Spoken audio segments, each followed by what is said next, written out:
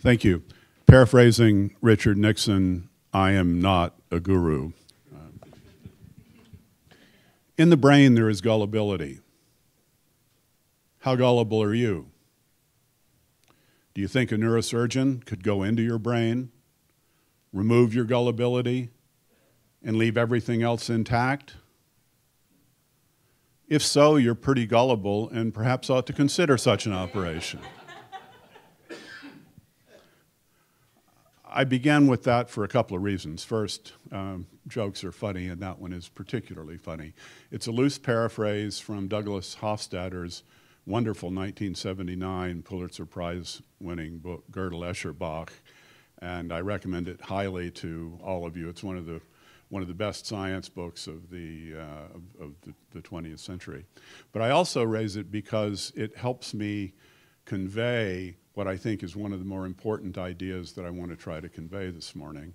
And it's in fact one of the fundamental ideas that underlies the work of the Santa Fe Institute over its 34-year history. How does gullibility arise from the physical processes in your brain? You can ask the same question about anything our brain does: language, memory, motor control, thought, etc. How do processes like gullibility, like thought, arise from the physical activities in your brain? That's analogous to a set of questions that arise over the entire physical scale, from the subatomic through the cosmic. How do the properties of molecules arise from the interactions of individual atoms? How do the properties of cells arise from the organized properties of molecules and channels and boundaries and lipid bilayers? How do the properties of organs arise from the activities of individual cells? How do the properties of my brain arise from the activities of the individual neurons that make them up? And so on and so on. Those questions are fundamental to the issue of complex adaptive systems, because at each of those levels, you have systems questions raised at the next level. Nature does not wear a set of wiring diagrams or a set of component diagrams on her or his sleeve. It's continuous. We apply those boundaries. That's the essence of what a complex adaptive system is. And we as scientists and engineers and thinkers apply these boundaries to nature, but they're boundaries that we've created and that aid us in thinking about how those systems work. Now, there's one other feature that makes the whole game far more difficult, and it's a real mystery, but it's a very important one. As soon as sentience arises, this rock is probably not sentient. My mother is sentient. There are a whole bunch of things in between, like frogs and your pet dog. Somewhere sentience arises in that continuum. But as soon as sentience arises, then you've got the possibility of my knowing or thinking I know what you're trying to do. And you think you know what I'm trying to do. And this is the essence of the actor in complex adaptive systems that really make the systems adaptive in a much deeper sense than any static machine learning algorithm can implement today. Machine learning is a very useful, very deep, very important set of recent developments over the last 50 or 60 years. But to date, machine learning and its generalization to artificial intelligence cannot implement, cannot duplicate the entire degree of sentience that you and I exhibit on most days. And a very important issue in AI and a very important public debate in AI is if and when that degree of duplication is ever going to happen. But regardless, you've got the problem of sentience and of knowing that one knows, of thinking that one knows, that enable the degree of adaptation and adaptability that make us and make our societies the kinds of complex adaptive systems they are, and that allow the kinds of questions that Brad and others asked about how can we, by individual actions, influence societal actions to the degree that we might like. Now, I wanted to frame the remainder of my introduction in terms of economics, because economics is on the agenda for this meeting. But before I do that, I simply want to give a small ad for tomorrow morning's keynote address by my colleague and friend Melanie Mitchell. If you really want to learn about complexity and complex adaptive systems, come to that talk, because it will be far more helpful to you than anything I might have to say this morning. I also wanted to frame my introduction in terms of economics as an honor to Ken Arrow, Nobel Prize winner from Stanford and longtime member of the Santa Fe Institute's Science Board, who just died a few weeks ago at age 95. Ken won the Nobel Prize jointly for his work on concepts of equilibrium and equilibria in economics. And the ideas in equilibrium economics have dominated the academic side of economics for the last 50 to 70 years, and arguably form the basis for much of what is today viewed as accepted economics and economic theory. Unfortunately, even Ken would tell you that equilibria are only an approximation, and in some cases a very poor approximation of what counts as the more important underlying economic phenomena. You can get a good idea of this from this excerpt from one of the obituaries in honor of Ken. This one quotes his colleague and student collaborator John Genikopoulos of Yale. John is also an external professor at SFI. John writes, "The two most famous models in economics of general equilibrium, number one, and social choice, number two, are Ken Arrow's. The most famous proofs of existence and efficiency of equilibrium and of the impossibility of coherent, non-dictatorial social choice are his. No economics teacher, with the possible exception of Keynes, has ever mentored more brilliant students. 5 Arrow students have won Nobel Prizes." Now, John would kick me if I say this, but I'm going to say it anyway. John should be added to that list. He's an Arrow student, and my best guess is that he's in the top half dozen or so candidates for Nobel Prize in economics. I'm sorry, is that better? Excuse me. So John is a good candidate for making that number 6. John goes on.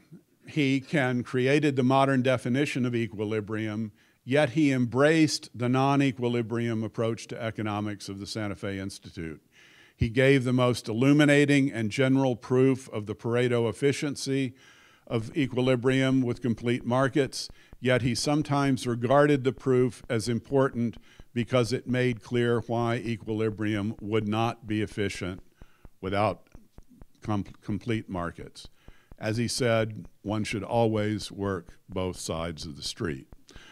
Ken, we owe that to you. That's the best advice one can give a scientist. The photos you see are Ken receiving the Nobel Prize in 1972.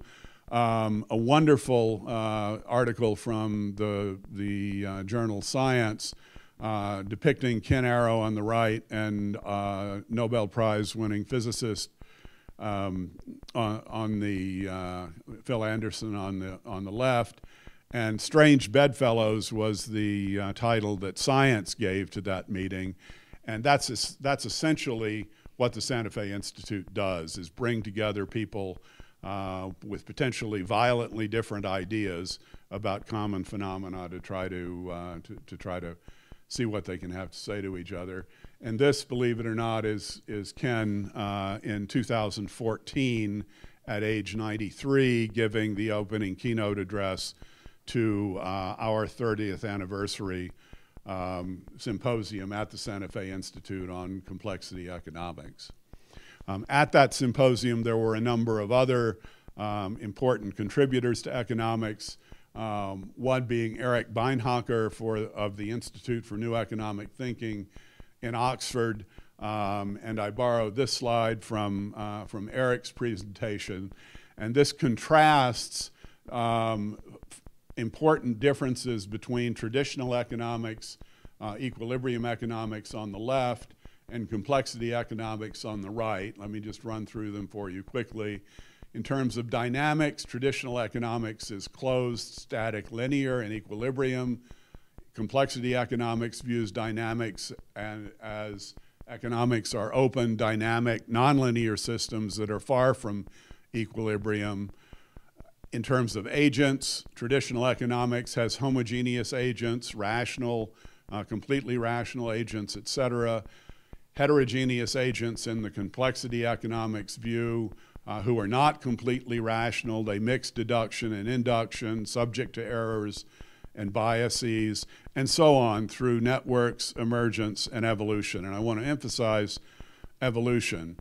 In traditional economics, there is no endogenous mechanism for creating novelty or increases in economic order and complexity. The equilibria are there, they are in equilibrium, there is no mechanism for generation of anything new.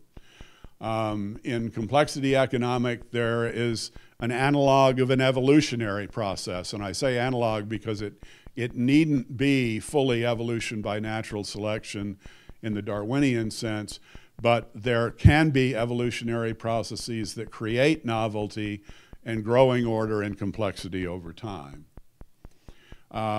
In that same sense, evolution is a very good model for capitalism and economics in general. We could spend a long time on the similarities and differences between biological evolution and economic and social evolution. It's interesting historically to see who informed whom. Very frequently you will hear that economics is informed, evolution as a model for economics is informed by biology, but in fact if you look at the history you'll see that it was quite the reverse in the sense of Darwin picking up evolutionary ideas from technology and economics even before he developed his fundamental ideas. Finally, this is the last slide. I want to make reference to technology as well, which is another important component of the four topics we'll be dealing with today. Technological improvement varies substantially across different technologies, and one can gain a lot, in my view, and in the views of the people doing this work, by looking at the kinds of evolutionary improvements that are possible using different technologies. This is work of Dawn Farmer, formerly of the Santa Fe Institute, now also at the Institute for New Economic Thinking at Oxford. And this just compares three energy technologies, nuclear, coal, and photovoltaics. And you see the coal function across time here, nuclear across time here, with the estimated UK Hinkley Point reactor system due in 2023, and this is photovoltaics here. it doesn't take a whole lot of thought to look at that and estimate in which of those technologies is a dollar investment likely to produce more technological improvement over time. That's not, I mean, we can't predict the future. That's not to say that someone will not invent a clean coal technology that will change that function entirely. Similarly, for nuclear, there are also other approaches to nuclear power under investigation in addition to those represented by the Hinckley reactor. But in terms of technological improvement over time, the photovoltaic function is really compelling indeed. And I wanted to leave this example for you once we get to technology this afternoon. So with that in mind, I'll conclude and invite any questions that you might have. Thank you. Chris? Yes. Ken? What is it, what do you attribute, what is it about PVs that give them this ability to change over time as a system that's different than the systems of coal and or nuclear? I simply think they're newer. I think if you had begun at a similar point in the growth function of the technology, you would have seen at the beginning much more rapid change as the cherries got picked, in effect. Mm-hmm. It's got to be deeper. It's got to be deeper than that, because things like competition between different major technological companies, the U.S. versus China in photovoltaics, for example, has got to play a role as well. Doug. Why are you using dollar market comparisons instead of return on energy? It's a very good question. And I will ask that to Doan in the next time I see him. Thanks. Other questions, thoughts? Come on. Hey, back here in the back.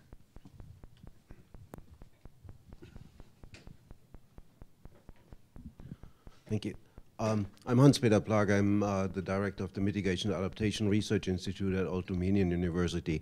I really like the discussion that we are having here. I think it's important, it's fundamental. And I think the view of systems is really what is necessary. But I would like to challenge your point of view that capitalism is a system. I would like to say that it's a set of rules imposed on the system. And we need to understand the underlying system. When you think about that, Africa, for example, for a long time sustained 200 million elephants. They were interacting with the environment.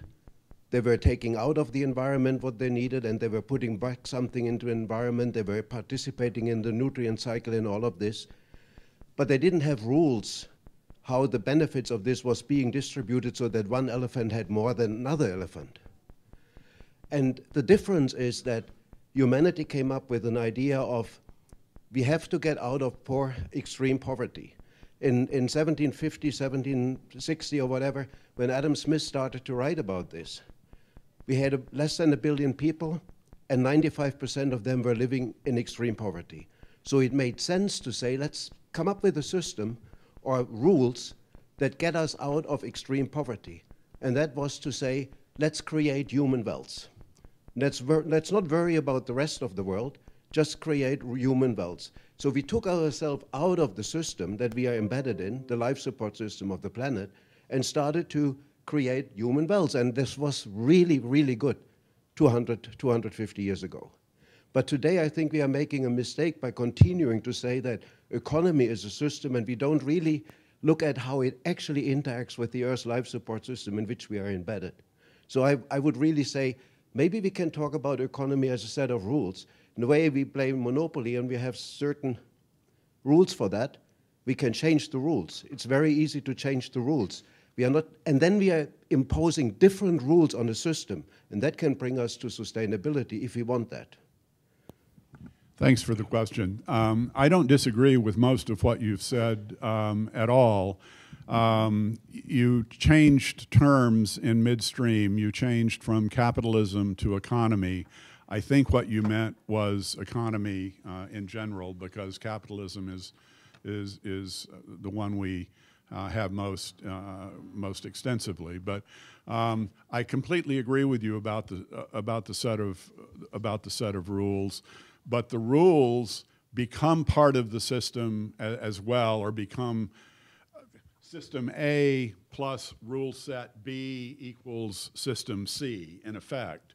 And whether or not we can change those rules is in fact one of the $64,000 questions. And we've seen both in this country and in others that changing rules is very, very, very difficult. On the other hand, we see surprises like the Brexit vote, for example. So discontinuities are possible even in hidebound societies like we find extensively today. So I don't have any deep disagreement with what you've said, but it's an empirical question how quickly we're going to be able to change the rules. I think we better be conscious of the notion of set points. That is, a system can be operating fine, just fine, until some agency like a government comes in and establishes a set point, somewhere in that system that biases the decisions that the system can make. Often we consider that to be changing the system, when in fact it creates a different system. And when we start interfering in a system by inserting control points or set points, then we inevitably cause the system to do great harm to itself. Okay, so let me put aside the notion of set point, because that's a technical term, and I think your comment stands on its own without regard to what a set point is, and we can come back and discuss that later if you like. The real essence of your point, with which I strongly agree, is that outside regulation or attempts to regulate systems from the outside are extremely challenging. And I'm not trying to take a position whether the intent of the regulator is good or bad or anything else. I'm trying to be extremely neutral with respect to that. But attempting to control and regulate organic systems from the outside is not impossible, but it's a challenging and perilous endeavor. Regulation is not itself bad. Look at us. We are regulatory systems built on top of other regulatory systems, concatenated with other regulatory systems. We have regulatory systems at the subcellular level. We have regulatory systems at the cellular level. We have regulatory systems of our entire organismic self. Think of body temperature, for example. So the issue of regulation is not anathema in the world, but it's what kind of regulation you have and how you build it. And it's a very interesting question for societal regulation. Can we learn things from the kinds of regulations that the regulatory systems that have evolved in biological systems over time? And one thing I would suggest we might learn from that is small regulatory systems distributed throughout an entire much larger system frequently can be much more stable and much more resilient than a particular rule imposed from the outside. I mean, the joke is, just tell us the rules, we'll find a way to work around them. Have I way used up more than my time? No, good conversation, although we're going to transition here pretty quickly to water. Oh, thank you. I just wanted to, I'm Vincent Caprio. I'm the founder of a group called the Water Innovations Alliance Foundation, so I'm a considered water expert. So I've been lecturing about the water industry for 10 years. And then I met Brad through a series You of have friends. a feeling there's a guru walking up on the stage? No, but so I've known Brad for a while, and I was friends with Mark Anderson. So Brad approached me in November, December. As a transition, I'm going to be running this conference in the future with a nonprofit that I've set up. We have some board members in here. So here today, I'm talking about my bread and butter water issues. But one thing I wanted to say, and I'm a noted speaker at colleges and universities. The word regulation, we in our country, when you regulate accounting and Wall Street, that's far different regulation than the regulation of water and air and science and engineering. So what happens is people start to talk about, whether we need more regulation or less regulation. When somebody says to me, let's go back to the good old days in water, and let's go back to the good old days of 1962, when Rachel Carson's Silent Spring came out, that's when America realized we had deep-rooted environmental problems in water and air. So all the regulations from the EPA that we've had since 1970 have helped all of us. We wouldn't even be using the word sustainability if it wasn't for the EPA, okay? So, what is the history of that? And I try to explain this to college students. So when you start saying that regulation stifled technology in the water industry, that is not true in any way, shape, or form. There is no emerging technology company in the water industry or in the air industry that ever went out of business because of the regulations imposed by the EPA. That is absolutely not true.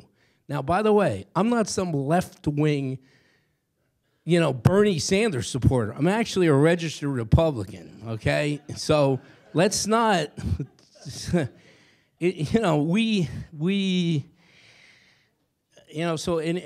another thing that it really occurred to me when I was listening,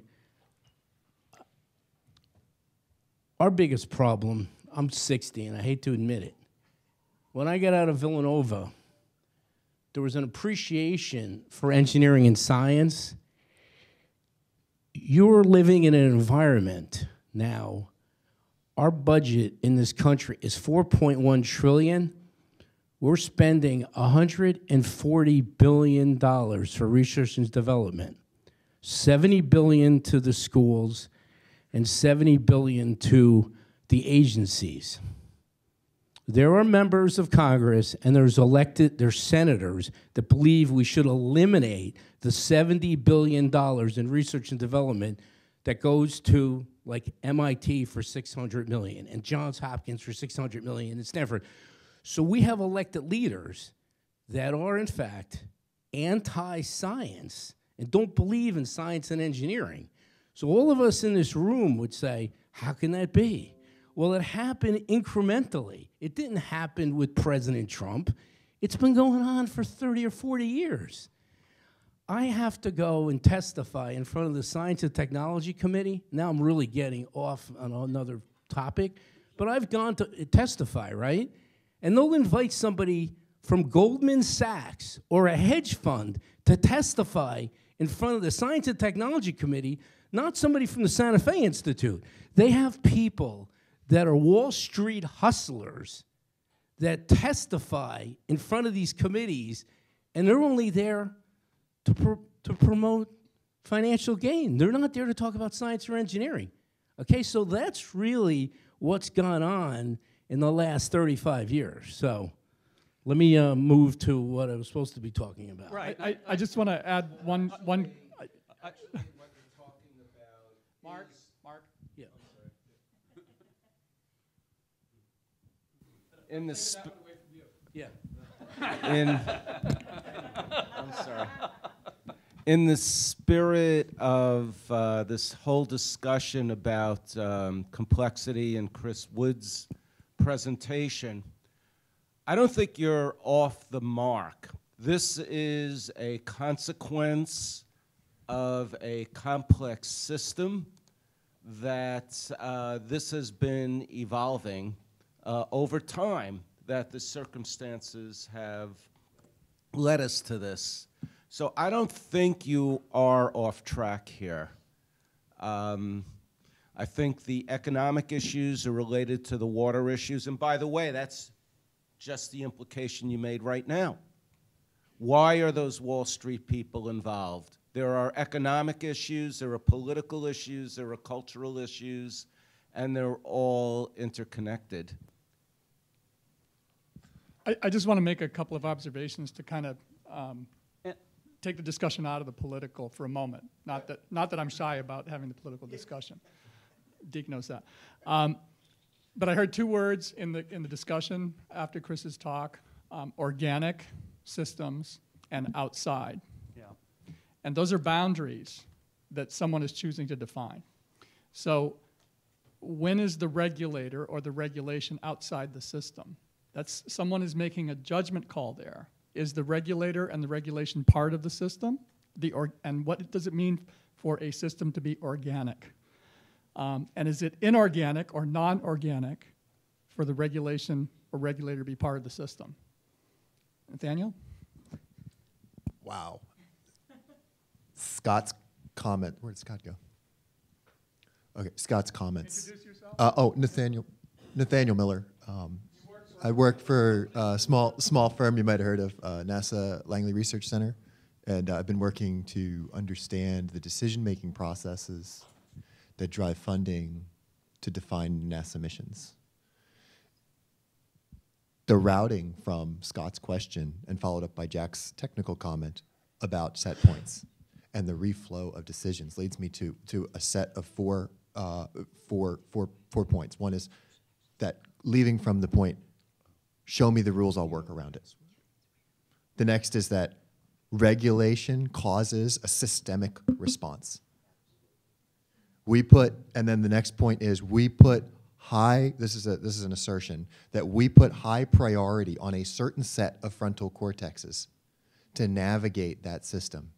And we organize our globe by firms, corporations, governments, and whatever that, but one way or the other, someone's got to be in charge, and we have very high functioning systems to figure out who those people ought to be. And then the last question for this group is, what tools can we provide them to alter their understanding of the incredibly complex systems they're dealing with?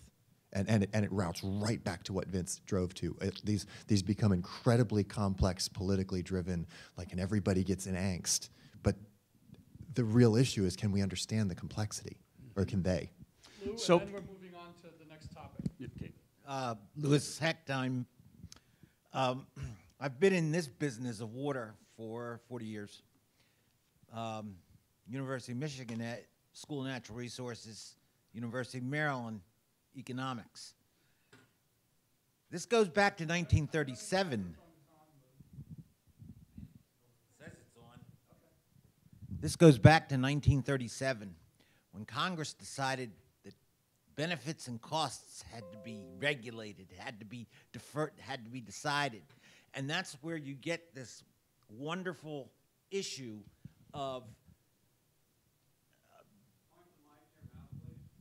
where you get this wonderful issue of where these various cortexes and regulations and your assertions hit big time. And it's where economics and environmentalism meet. It's at the benefit cost equilibria state, where we were taught was equilibria. It wasn't complex economics.